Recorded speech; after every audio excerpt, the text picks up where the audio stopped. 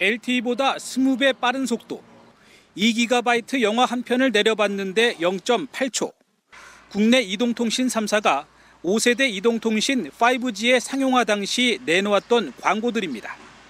실제 품질과는 너무 다르다는 논란이 컸던 이 광고들에 대해 공정거래위원회가 거짓 과장 광고라는 결론을 내렸습니다. 업체 측이 밝힌 20GBps의 속도는 기술 표준상의 목표 속도에 불과하지만 소비자가 실제 경험할 수 있는 것처럼 오인하게 했다는 겁니다. 2021년 기준 5G의 실제 평균 속도는 20분의 1도 안 되는 0.8GBps 수준에 불과했다는 게 공정위의 조사 결과입니다.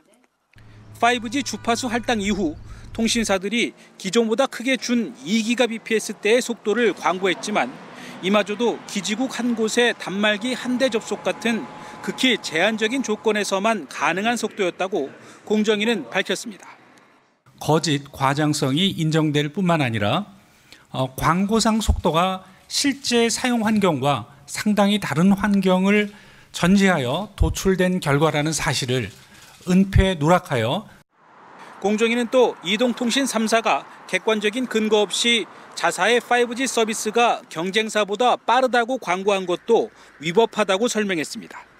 이동통신의 속도는 소비자의 구매 선택에 매우 중요한 요소라며 정확하지 않은 정보는 소비자의 합리적인 선택을 방해하는 것이라고 밝혔습니다. 공정위는 이동통신 3사에 대해 표시광고법 위반으로는 역대 두 번째로 많은 336억 원의 과징금을 부과하기로 했습니다. KBS 뉴스 이승훈입니다. 매달 8만 원이 넘는 5G 요금제를 사용 중인 조윤선 씨. 정작 집에서 5G를 제대로 써본 적이 없습니다. 메시지를 주고받을 때도 쇼핑 앱으로 물건을 주문할 때도 단말기에는 LTE로 표시돼 있습니다. 5G가 뜨더라 하더라도 제가 뭔가 이제 다른 서치를 한다거나 할 때는 5G 상태에서는 화면이 전환이 되지를 않아요. LTE로 넘어가면서 전환이 되고. 최신 단말기를 쓰려면 5G 요금제에 가입해야 하는 경우가 많아 소비자 선택권은 사실상 없습니다.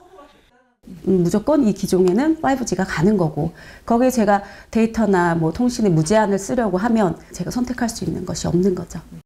통신 만족도 조사 결과에서도 5G 서비스 이용자 비율이 LTE 이용자들보다 더 적게 나타났습니다. 상대적으로 비싼 요금을 내는데도 수시로 LTE로 바뀌거나 만족할 만한 속도가 나오지 않는다는 불만이 제기됐습니다. LTE보다 최대 20배 빠른 5G를 구현하겠다며 28GHz에 도전한 통신사들. KT와 LGU+는 기지국 수를 채우지 못하고 최근 주파수를 반납하기도 했습니다. 고객 1,900여 명이 이 통사의 소극적인 투자로 성능이 제대로 구현되지 않았다며 소송을 냈지만 3년째 공방만 길어지고 있습니다. 이용자들의 5G 접속 현황에 대해서 자세한 자료들을 이 통사에게 제출 명령을 내릴 필요가 있다고 생각되고요. 진행을 해준다면 지금까지는 좀 진척되지 않았던 부분들이 신속하게 진행될 수 있지 않을까. 공정거래위원회는 5G 과대 광고 의혹 조사 결과를 조만간 발표할 예정이어서 5G 소송에도 영향을 미칠 것으로 보입니다. KBS 뉴스 김민아입니다. LTE보다 20배까지 빠른 5G 서비스. 여러분께서는 지금 이 서비스를 실감하고 계신지요? 5G 상용화 3년이 지났지만 당초에 알려진 것과는 달리 사업자들이 28GHz 대역의 기지국 설치를 차일피일 미루면서 제대로 된 5G 서비스는 아직도 요원한 상황입니다. 정부는 급기야 KT와 LGU+가 할당을 받은 해당 대역의 주파수를 회수하겠노라고 통보했습니다. 김민아 기자입니다. 5G 네트워크의 고정밀 위치 측정으로 더 정확한 자율주행이 가능하니까. 5G 이동통신이 상용화되면 자율주행이 일반화되는 등 새로운 서비스가 생겨날 것으로 기대를 모았습니다. 이동통신 사업자들은 5G를 앞세워 LTE보다 비싼 요금제를 내놓으면서 가입자 유치에 열을 올렸지만 정작 망구 측에는 소홀했습니다. 정부 점검 결과 휴대전화에 주로 사용되는 5G 주파수 3.5GHz 대역의 경우 망구축 의무를 충족했지만 공공 와이파이 등에 이미 적용됐고 메타버스 등 미래 사업에 필수적인 28GHz 대역에서는 최소한의 기지국 설치도 외면하면서 낙제점을 받았습니다. 정부는 LG U+와 KT에 대해 28GHz 대역 주파수 할당 취소 처분을 통지했습니다. SK텔레콤은 주파수 이용 기간이 6개월 삭감됐고 내년 5월 다시 평가가 진행됩니다. 이동통신 3사가 할당 조건을 이행하도록 지속적으로 독려하고 다양하게 지원해 왔으나 이런 결과가 나온 것에 대해서는 정책 당국자로서 매우 강한 유감을 표명합니다. 이번 처분 결과는 다음 달 사업자에 대한 청문 절차를 거쳐 최종 확정됩니다.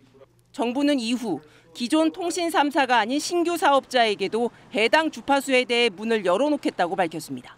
5G 인프라가 확대 보급되지 않는 환경 속에서는 디지털 미래 산업이 육성될 수가 없고 한국의 어떤 미래 산업에 투자할 만한 그런 가능성을 더 실추시키는. 이에 대해 LG U+는 정부의 결정이 유감이라며 공공 와이파이 중단 등 고객 피해에 대한 보호 방안 마련이 필요하다고 밝혔고 KT는 인프라 조성이 정부 기대 수준에 미치지 못해 송구하다는 입장을 내놨습니다. KBS 뉴스 김민아입니다. SKT와 LG U+에 이어 KT까지 5G 중간 요금제를 출시했습니다. 기존 요금제는 데이터 무제한의 비싼 요금이나 데이터 양이 적은 저가형으로 사실상 양극화된 상태.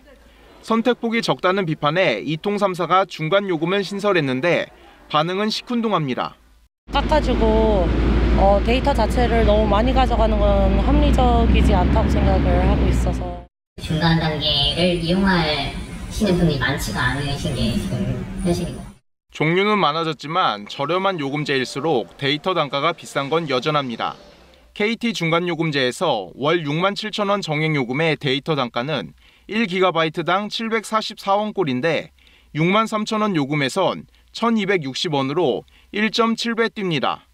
월 41,000원 시니어 요금에선 5,125원으로 7배 더 비쌉니다. 실질적으로 그런 속임수 쓴 거 아니고 속이는 거지 너희들.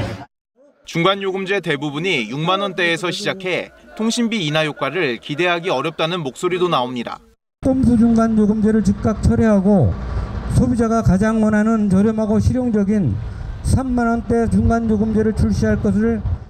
2020년 12만 원이던 가계 월평균 통신비는 지난해 말 13만 5천 원까지 늘었습니다. 이와 관련해 과기정통부는 5G 요금제의 기본 단가를 낮추는 방안을 검토할 방침입니다. KBS 뉴스 전윤우입니다.